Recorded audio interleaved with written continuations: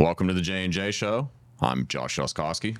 I'm Joe Simon. Here we are for episode 3. I think today we're going to answer some of the most common questions for financial advisors. Yeah, and they're questions, it's a culmination of things. It's questions that we're asked by not just new clients and prospects. Existing clients often see advertisements or do Google searches just to make sure they're covering their bases by asking us questions they may not have asked before.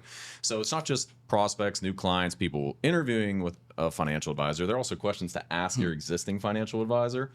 As often, at least in my experience, and I think what we do, you don't go through 15, 20 run-of-the-mill textbook type questions when you're talking to an advisor. It's more so, what's the value proposition? What can you do for me? What can you execute on? But these are questions that often come up, or I think what I see more of, and you're probably the same, is people talk to their friends. Yep. And it's, oh, well, what does your advisor bill? Or what are their qualifications? Fiduciaries become a buzzword that I think I talked about in our first podcast that comes up a lot, that has both philosophical but also, I'd say, administrative ramifications. Honestly, it's the first question any new prospective client typically asks. Are you a fiduciary? So, and that's probably the right place to start, as to whether you do Google or, Smart Asset or any number of searches for questions that are commonly asked. It's going to be, are you a fiduciary? We at YTS are fiduciaries. Fiduciaries are associated with an advisory style of business. It's not just philosophical, but it's also ethical and legal. Fiduciary is a term of art. But it also has administrative ramifications because, at least, so we clear through LPL. And at LPL, the administrative design is you have to have an advisory account in order to have the opportunity to be a fiduciary. That's not how brokerage works. It's more so client-driven than advisory would be. But it's also a case of fee-based business, which is often one of the questions that they aren't asked together, but they intertwine, of being a fiduciary and how do you get paid? Yeah. Because the short answer is it depends. And some clients come in saying, hey, I want a fiduciary to manage my accounts. We'll happily do that. But there's a fee associated with that. And then it naturally segues into, well, how do you get paid? Yeah. And sometimes, depending on your situation, it may not be a case that fee-based business or fee-based billing may not be what you're looking for. And we certainly have clients that work that way, of particularly on the younger side of, hey, I have $50,000 from a 401k rollover. I just want to be aggressively exposed to the market. Well, fee-based planning may or may not make sense for you. And is it planning, or is it just wealth management or advisory? So being a fiduciary is definitively a responsibility. It's a good way to do business. It by definition puts the client's interest ahead of our own. But there are also administrative ramifications for that. Well, again, I'd like to think of, and I know you think of it the same way, regardless of whether I'm bound to be a fiduciary through an advisory account or not, I'm going to act as a fiduciary regardless, right? Best interest versus fiduciary, to your point. There's an ethical standpoint to it. For us, it's the accountability, it's the transparency that goes along with it. Fiduciary is just the term of art that umbrellas all of that. But it really varies by client as to if that's what you're looking for, because the word is used so frequently in advertising for our business now. I don't want to say it's lost meaning, because that's not true, but it has become washed out a little bit, in my opinion, because it's typically, as it should be, to your point, the golden standard now. So how are you, as a practice, getting a step above just being a fiduciary? And I doubt many people say just being a fiduciary. But you could be a fiduciary with very mundane, static, nothing special planning and investments. It really goes into a case of, what are you doing? Is it static? Is it passive? Is it active? Is it dynamic? The bar has been raised, in my opinion, that just being a fiduciary does not make you special in our business. No. I mean, that's the standard, right? That's the base standard. So, and I like to think, at least I know at YTS, that, it all starts with the ethics. It all starts with doing what's right for the client. That's one place, with how we run our business, there is no flexibility, right? So it's all about doing the right thing for the client. And then again, on our end and how we run our business and in our practice, everything will work out if we do the right thing for the client. Yep. To your point, only way to do it, in definitively our experience, that is how you get positive outcomes. Yep. And it's another side, and this is, I think, more so on the personal side, but I don't know if clients always view it this way. This is my livelihood. Yeah. This is your livelihood. There's nothing worth risking our livelihood just to take a shortcut or use something that's suboptimal.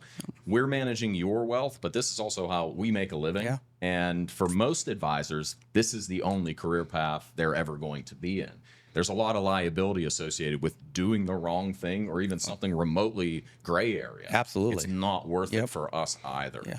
So it's the transparency and accountability that goes along with that. Well, I like to think too, and again, I mean, this is a business, right? Regardless of what, anybody wants to think, this is a business, and our goal is to grow our business. And I like to think that, if we bring clients in, we, bring value, we do it at a reasonable cost, and, we help them achieve their goals, well, they're going to stick with us, they're going to be loyal.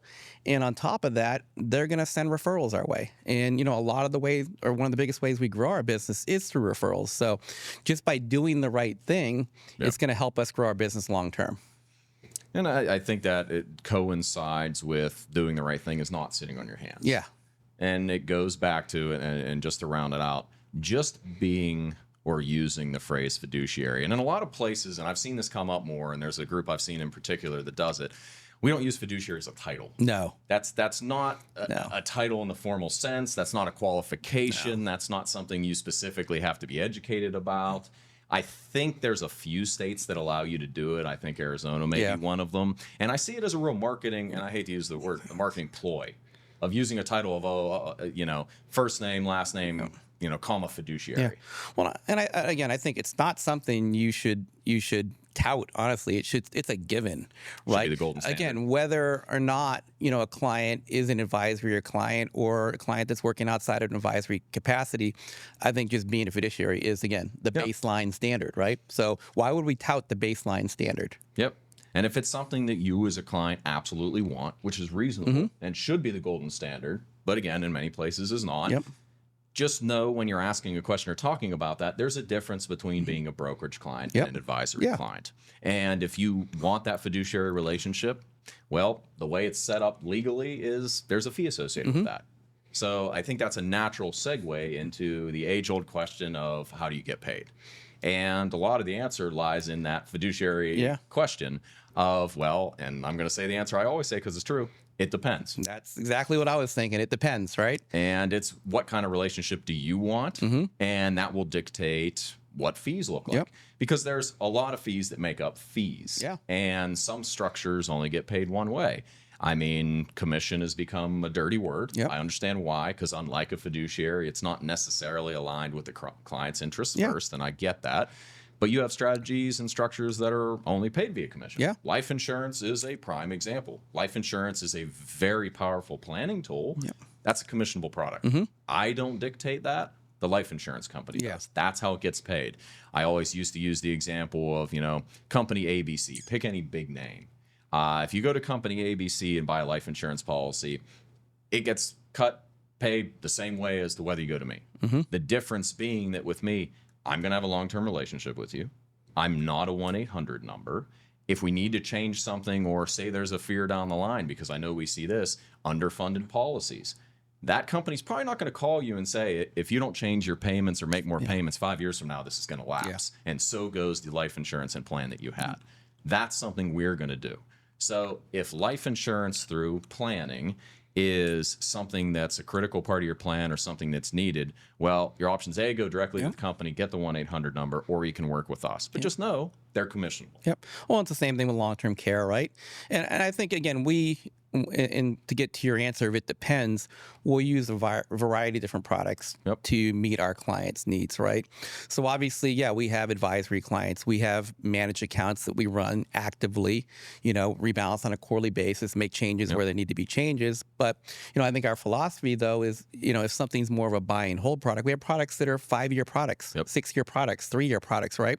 Well, if we don't need to, we're going to put them in a brokerage platform. Why charge a fee on something we're not going to be actively changing or actively managing? It's a way to, lower the client's cost overall. Absolutely. And but it's not a fee based. No. That's not a fiduciary account per se. So again, just going back to the textbook definition, but much to your point, and it is philosophical of if we're going to be buying and holding something, much like someone may go to a bank and buy a CD. If your intention was just to hold that, should you pay an ongoing fee for that? Well, I'd argue probably not. If it is more of a passive investment, you're not going to be reviewing, and I use passive in contradistinction to something like a passive ETF that may be part of an actively managed strategy. Those are different. But if a satellite portion of your portfolio, a CD, a banknote, structured note, whatever it happens to be, is going to be a passive satellite strategy portion of your portfolio, well, brokerage may make a lot of sense for that. And it's also going to substantially reduce your fees if it's in brokerage, because you probably just have a maintenance fee to keep the account open. Which, okay, that's one component of at least how we put portfolios together, is our passive investments may be inside of a brokerage account. Now, that doesn't mean that your strategy is passive. No. It just means that that leg of the stool, or whatever comparison you want to use, is a known passive portion of that strategy. Then we might have a model portfolio, which is 99.999% of the time done in an advisory account, which is a fiduciary responsibility, which is actively managed. It may include passive investments inside of it to mirror an index or a specific strategy, but the model portion, the advisory accounts, those aren't passive. No, we're making changes on a quarterly basis, right? We're adjusting the allocations, we're rebalancing. We may, if we're looking at one of the investments and it's not meeting our expectations, well, we're going to make a change there. That's the active part of it, right? But when we talk about, passive investments outside of a advisory account, again, it's something that we know that we're going to buy. We're going to hold it for 3 or 5 years. We're not making any changes to it. And again, it's a good way for us to help keep costs down for our clients. Yeah, absolutely. And if we're looking at, again, to use it was always the three-legged stool is always the comparison I always heard coming into the business, is let's say the third leg is something income-based. Well, what often does a good job outside of something like a banknote, that's, again, we don't want to go too far in the weeds there, but annuities. Annuities were a dirty word for a long time. And now annuities have rebranded. There's revocable annuities. There are a lot of options that for some clients, an annuity may very well make a lot of sense. 100%. Those can get paid any number of different ways either. Those may be done in an advisory capacity, which means you potentially get double billed on an account. All the money for 2 different strategies comes from one account, which some people don't know. That question sometimes comes up. I'm seeing double fees out of this. Why is that? Well, it might be that you had an advisory annuity. That's how that works. There's nothing incorrect about that. But then you might have an annuity that is also commissionable. And that's just how it gets paid. If you went to a big annuity provider directly, they would just keep that compensation. You get the 1-800 number. Same comparison about life insurance. You come to us, it may vary. It may be that it gets paid like a trail, like an ongoing fee. It may be that it's paid up front. Now, I will say in 9 times out of 10, even if an advisor elects to, because advisors do make that election, it is a choice. You do get to decide how you get paid on that strategy. But there is a nature of being short-sighted if it's the discussion about, the advisor gets everything up front. That may or may not be the true. case. No. That used to come up, you get paid a big commission up front. From a practice management standpoint, you probably don't want to do that. Well, and here's the thing, right? And you know this and I know this, regardless of how the advisor gets paid, the advisor needs to service that account. Absolutely. Regardless, over the long term. And again, if you have a relationship with us, some part of it's going to be fiduciary. And therefore, I like to view it as, because I think it's the only way to do it, we have a fiduciary relationship. Whether it's over the entirety of your plan, it's over all of your strategies. And again, talking about fees on annuity or how we get paid, well, if you take everything up front, that means you stop getting paid at a certain point. So that's something you have to think about, but you're still responsible for the account. You still have a duty. So if you look at those 3 legs to bring everything back together, what's a reasonable fee in our business? Well, even that answer is it depends. Are you running an option strategy day in and day out? Well, that's going to require some effort. That's not going to be free. Are you doing a model portfolio that you don't rebalance quarterly? You maybe do it once a year. Maybe you do it ad hoc. Well, that might be a different fee. But I think the general standard, you can tell me if you hear the same thing, is a lot of people hear, my advisor charges 1% to 2%, maybe somewhere in between. But those aren't the only fees. No. It's also a case of if you have the old mutual fund model, well, mutual funds are certainly not free. Yep. And you may have expense ratios, investment expenses of 0.5% to 2.5%. So when talking to us, and if we put together an investment proposal, which would only come after putting together a plan, we're just going to tell you this portion of your portfolio is going to be at 0%. This portion of your portfolio is going to be at 0.8%. This portion is going to be at 1%, and here's your weighted average. And that's the one thing we want to be transparent about, right? So, it's one of the first things we do when, putting together an investment action plan for our clients. I think it's the third slide. We actually go through all the fees, the fee structure, and how it works, and what their cost is going to be. Because again, it's not good for us or the client if, 6 months or 12 months out, they're looking at their statement, wondering, why they're paying this, right? So I'd rather them know up front. I'd rather be transparent about it. It's just the best, it's a good business practice. Yeah. And to bifurcate on our end on that, we talk about investment expenses. That should matter to the client because that becomes your all-in fee. Your advisor charges 1. The expenses on your portfolio are 2. Well, that's 3. So it's not just 1, it's not just 2, it's 3. Now, that being said, doesn't mean the advisor gets all of that. That 2% goes to the investment management company, marketing expense, et cetera. Not to say that a client should necessarily care about that. They should care about what they're paying overall. But again, just to peel the curtain back, and how does it work in our business? Well, that isn't ours. That doesn't go to us. But it also isn't, if you're paying 3%, that's, I'd say, objectively expensive. Yeah, that's definitely, even, with investment expenses, that's a heavy fee load. It is. And that is more so akin to an old school variable annuity. But weighted averages, how do we get paid? Answer is, it depends. It depends on what we're implementing, which is based on your financial plan. If there's fee-based planning, might fall, because again, the more assets you have, and this is pretty much anywhere, it's tiered. The more assets you have with somebody, the more they're managing, there's probably a discount that goes along with Absolutely, because it's not that much work to manage. It's scalable. $2 or $3 million as opposed to 1.5 to 2, right? Absolutely. So it's a weighted average of the designs that are being put there. I mean, for our clients, we're falling somewhere between 0.5 to 1. And that would be all in. And that's extremely competitive. I think the industry average is got to be, a little bit over 1 to 1.25. Absolutely. And that I have seen when I see that advertised on some of the big names you see on TV or online, that doesn't include investment expense. No, it does not. That is just what that advisor is charging you to manage your assets in any capacity. And again, depending on their strategy, it may be justified. If they are billing you, I said 3% is heavy. That's true. But if they're doing 3% to run you an ongoing option strategy that they're potentially trading every day, that may be worthwhile because it does come down to what are you getting for that fee. And that somewhat goes into the question of, well, how do you work together or what does a relationship look like? Well, that's going to include, how many meetings a year are we having? And sometimes the answer to that may also be it depends. Are you doing planning? Are you not doing planning, right? That's a whole other layer of complexity added on. What sort of investments are you familiar with? What sort of investments do you want or not want? You may say, well, I don't want any super or even remotely complex structures. Okay, well, that's a limitation. What we talked about in our last episode, customization, right? What type of customization are you getting? Or are you getting cookie cutter? That factors in as well. Because for us, I don't know of any clients that don't at least get 3 to 4 discussions a year. That doesn't mean every one of those is a planning or review meeting. But often with the strategies we're using, there's some in there that would be non-discretionary. So we're going to have a discussion about those if something comes due or we come into cash, et cetera. But on average, you're going to have at least 2 meetings a year. It depends on asset level. Some people have up to 6, and that's 6 meetings, not 6 discussions, 6 interactions. In that circumstance, you may have 10 or 12. Absolutely. There are many clients that we speak to monthly, just from us reaching out of, hey, this came due, this money we need to talk about, this strategy or position we don't like as much as we once did. You're going to get statements. Those may vary. A lot of the industry, I'd say, has moved to quarterly statements.